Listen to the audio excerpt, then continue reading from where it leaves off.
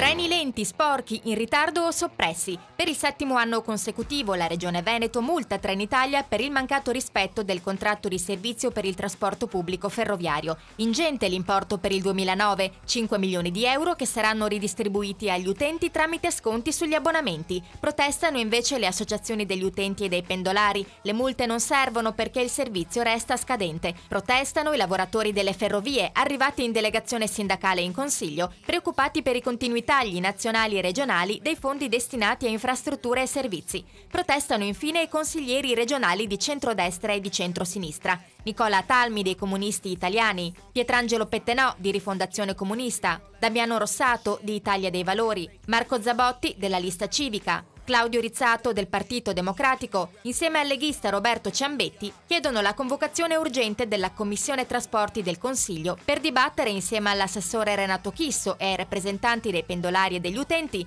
le possibili soluzioni ai disservizi del trasporto ferroviario in Veneto. Giovanni Gallo, capogruppo del Partito Democratico, invita la Regione a destinare maggiori risorse al contratto di servizio con Trenitalia.